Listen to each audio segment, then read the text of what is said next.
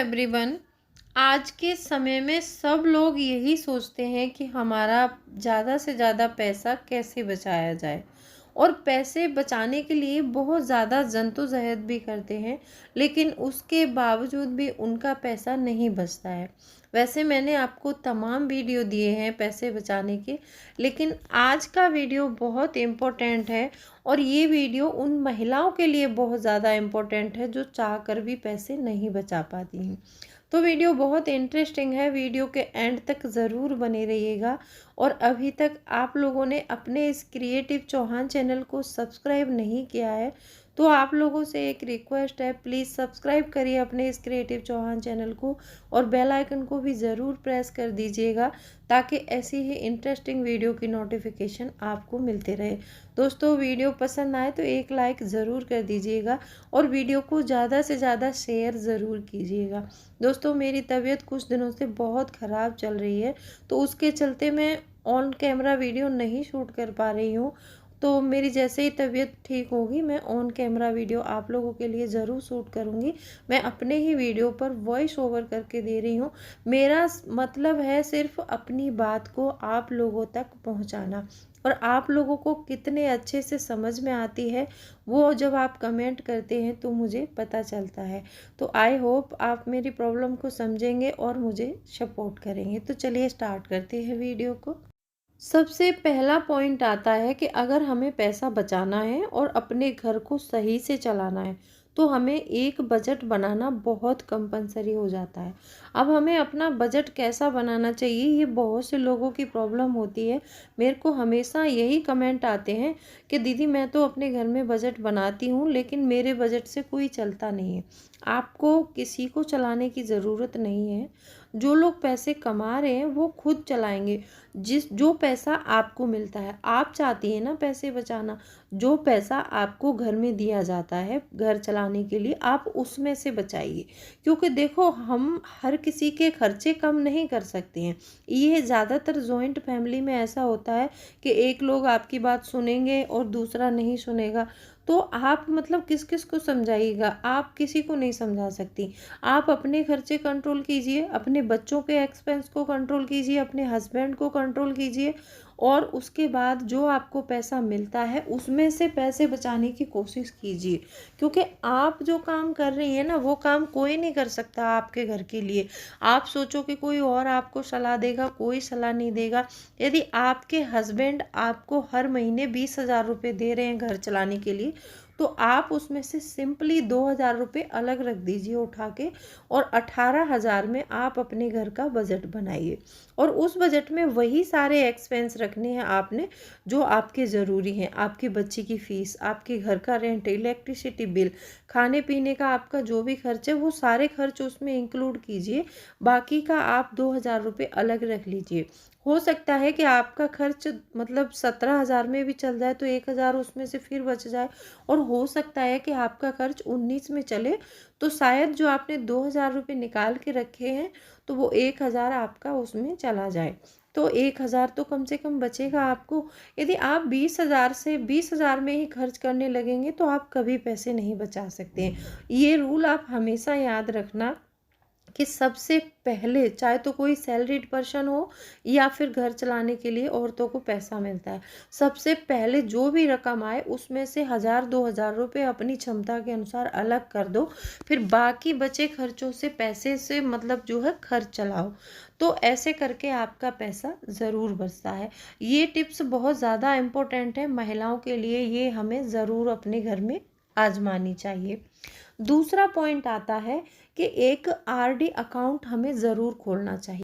RD account से हमें क्या फ़ायदा होता है कि जो हम 2-2 हज़ार 1-1 हज़ार हर महीने जो पैसे हम बचा रहे हैं ना, तो आरडी में हम छोटा छोटा अमाउंट जमा कर सकते हैं। आरडी में हमें एफडी की तरह पैसा भरने की कोई ज़रूरत नहीं है। एफडी मतलब आपके पास 20,000 25,000 इकट्ठा हो तो आप एफडी करते हैं। तो हम तो लेकिन हर महीने 10-10 5-5 रुपये करके 1-1 हज़ार 2-2 हज़ार रुपये बचा रहे हैं। तो वो एक साल में 20-25 हज़ार रुपये बनेगा। तो होता क्या है कि जैसे हमने 2,000 बचा लिए और 2-3 महीने बाद हमें कोई काम पड़ा तो हमारे सारे पैसे खर्च हो जाते हैं। हम कहीं ना कहीं दे ही देते हैं। औरतों का दिल ही इतना मतलब बहुत ज़्यादा मतलब इनोसेंट होती हैं औरतें। वो पता है, जैसे ही हस्बैंड के पास कोई भी थोड़ा सा दिक्कत हुआ तुरंत अपना पैसा निकाल के दे दिया, और किसी के पास भी कोई भी मुसीबत आई तुरंत पैसा निकाल के दे दिया। तो ऐसे करके हमारा पैसा खर्च होता रहता है जो हम बचाते हैं। तो इसीलिए उस पैसे की कोई वैल्यू नहीं करता है। अगर आपको वैल्यू करवानी है और आपको पता करना है कि मैं एक साल में क्या कर सकती हूँ, कितना अमाउंट बचा सकती हूँ, तो आपके पास आरडी अकाउंट होना बहुत ज़रूरी होता है। आरडी का एक फ़ायदा ये भी होता है कि हमारे ऊपर ना एक पॉजिटिव प्रेशर होता है। अगर हमारे आरडी नहीं है, हमारा कोई भी अकाउंट नहीं है, ऐसा नहीं है कि हमें हर महीने 100 200 500 जमा करना है, ये नहीं होता है, तो हम पैसे बचाने के बारे में ज़्यादा सोचते भी नहीं है। जब हमारे पास आरडी रहेगा तो हमें पता है कि हमें हर महीने चाहे 500 रुपये डालें चाहे 600 रुपये डालें, हमें डालना ही डालना है। तो हम कहीं भी कोई भी खर्च होगा, ऐसा हमें लगेगा कि ये हमारा खर्च मतलब सही नहीं है, तो हम वहाँ से रोकेंगे, कैसे न कैसे करके हम पैसे का जुगाड़ करते हैं और पैसे बचाने की कोशिश करते रहते हैं। तो इसीलिए हमें एक आरडी अकाउंट ज़रूर खोलना चाहिए।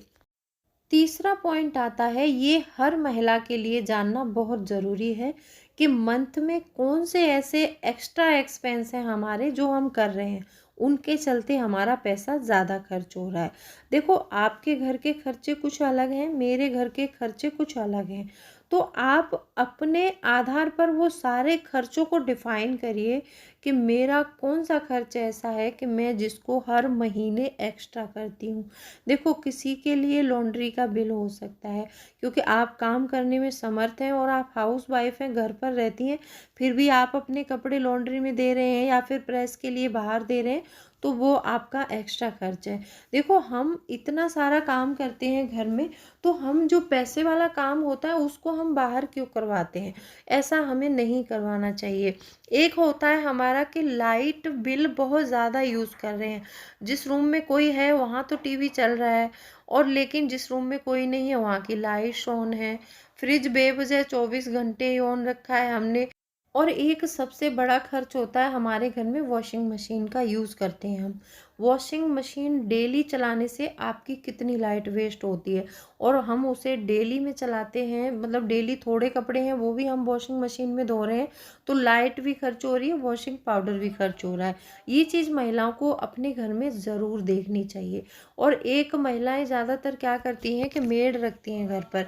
अगर आप काम करने में सक्षम हैं और आप अच्छी भली हैं, हाउस वाइफ हैं, घर पर रहती हैं, चलो ऑफिस जा रही हैं, उनके लिए एक हो सकता है कि वो मतलब कोई हेल्थ इश्यू है तो उनको तो रखना ही पड़ेगा, उनकी मजबूरी है। लेकिन आपका कोई हेल्थ इशू नहीं है, आप अच्छे हैं और अपने भले चंगे हैं, घर में काम कर सकते हैं, तो आप खुद ही अपने काम को करिए। और मेड रखने के बाद भी हमारा पैसा जाता है और वहाँ पर उनका काम हमें फिर भी पसंद नहीं आता, फिर भी काम हम दोबारा अपनी मर्जी का करते हैं। तो इसीलिए अगर आप अच्छे हैं तो मतलब मेड को रखना वो हमारा एक एक्स्ट्रा खर्च हो सकता है। और ये वॉशिंग मशीन का डेली डेली यूज़ करना, ये भी एक एक्स्ट्रा खर्च है। इसमें मैंने आपको दो खर्चे बचाए आपको, कि लाइट भी खर्च हो रही है और आपका वॉशिंग पाउडर भी, क्योंकि आजकल देखो हर चीज़ महंगी है, कोई भी सामान ले लो कुछ भी सस्ता नहीं है, लाइट बिल भी बहुत ज़्यादा है। यदि हमारा लाइट बिल हर मंथ 500 जा रहा है, यदि वॉशिंग मशीन की वजह से या फिर कोई ऐसा प्रोडक्ट हम यूज़ कर रहे हैं उसकी वजह से अगर ज़्यादा दोगुना भी हो जाता है, 1000 1200 भी हो जाता है, तो भी हमारा 700 800 का खर्च वो हो रहा है, तो वो 700 800 का खर्च हमारा बच सकता है।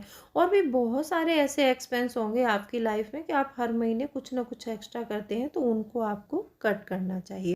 चौथा पॉइंट आता है, ये पॉइंट महिलाओं के लिए बहुत ज़्यादा ज़रूरी है कि अननेसेसरी मेकअप प्रोडक्ट बाय ना करें। देखो, हम क्या है कि मेकअप प्रोडक्ट पर बहुत खर्च कर देते हैं।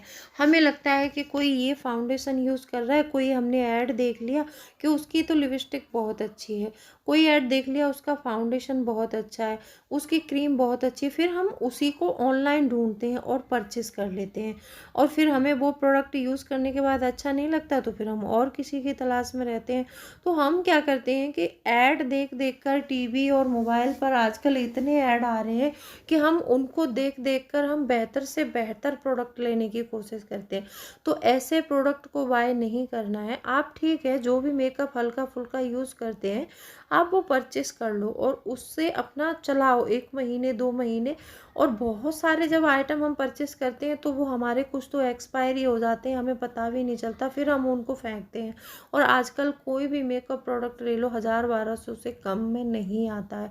तो इसीलिए आपको लगता है कि मेरा एक खर्चा पार्लर जाना, मेकअप प्रोडक्ट बाय करना, इन सब के ऊपर आप ज़्यादा खर्च मत कीजिए। जब हम पार्लर और ये मेकअप पर ज़्यादा खर्च करते हैं ना, तो यहाँ पर बहुत ज़्यादा पैसा हमारा वेस्ट हो जाता है। तो हमें ये सब नहीं करना। हाँ, कि कोई ओकेशन है, हम कहीं शादी पार्टी में जा रहे हैं, तो वहाँ पार्लर प्रेफर कर सकते हो, आप लोग जा सकते हो। लेकिन आपको ये नहीं है कि हर 15 दिन में पार्लर जा रहे हैं, 1000-1200 रुपये का एक अलग से वो खर्च करके आ रहे हैं। फिर पार्लर जा रहे हैं, वहाँ से पार्लर वाला आपको कुछ सजेस्ट कर रहा है, आप ये लेके जाइए, तो आप वहाँ से खरीद रही हैं। क्योंकि मैंने कभी कभी मैं जाती हूँ तो देखती हूँ कि वहाँ पर जो महिलाएं हैं वो मतलब पार्लर में एक तो खर्च कर रही हैं पैसा वहाँ जाने में, फिर वहाँ से वो प्रोडक्ट बाय करके ला रही हैं।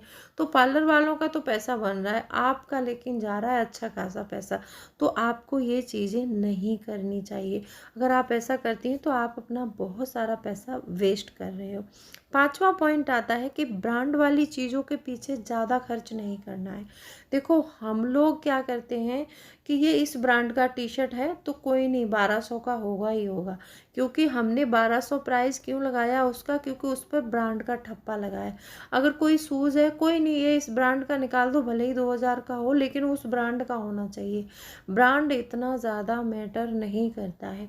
आपके पास में यदि 2000 रुपये हैं और आपको 2000 रुपये में कपड़े और जूते दोनों ही खरीदने हैं, तो आप ज़्यादा ब्रांड के पीछे मत भागो। क्योंकि ब्रांड वाली चीज़ें ही उतना काम करती हैं और नॉन ब्रांडेड भी उतना ही काम करती हैं।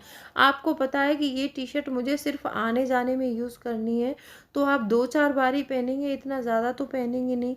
तो आप ये मतलब सोच समझ कर खरीदो कि ब्रांड का ठप्पा जिस चीज़ पर लगता है वहाँ पर ज़्यादा पैसा खर्च होता ही होता है। तो आपने ब्रांड वाली चीज़ों के पीछे ज़्यादा नहीं भागना है। यदि आप डेली रोज़ में कोई भी प्रोडक्ट ऐसा है कि हमें हर 6 महीने में चेंज करना है, हर 2 महीने में चेंज करना है, तो वहाँ पर आप लोकल ब्रांड भी लेंगे तो भी चलेगा। और आपको लगता है कि मेरा कोई ऑफिस है, मुझे ऐसे लोगों से मिलना जुलना पड़ता है कि जहाँ पर मेरी पोजीशन अच्छी है, तो वहाँ पर आप ब्रांड वाली चीज़ें खरीद सकते हैं। ज़्यादातर अदरवाइज़ आप नॉर्मल फैमिली से हैं और एक नॉर्मल बैकग्राउंड वाला बंदा या बंदी कभी भी ऐसे ज़्यादा ब्रांड वाली चीज़ों के पीछे नहीं भागना चाहिए। क्योंकि आपका पैसा इन्हीं सारी चीज़ों पर चला जाएगा, आप कुछ नहीं बचा पाएंगे। यदि पैसा बचाना है तो आपको ये सारी चीज़ों से बचना पड़ेगा और आपको हमेशा अपनी सैलरी के साथ में 50-30-20 वाला फॉर्मूला अपनाना चाहिए। और ये 50-30-20 फॉर्मूला अगर आप जानना चाहते हैं तो पर्टिकुलर वीडियो बनाई है मैंने, वो देख सकते हैं। तो चलिए मिलती हूँ अगले वीडियो में, तब तक के लिए bye bye, thanks for watching. और कोई भी क्वेरी है तो मुझे आप कमेंट सेक्शन में लिख सकते हैं।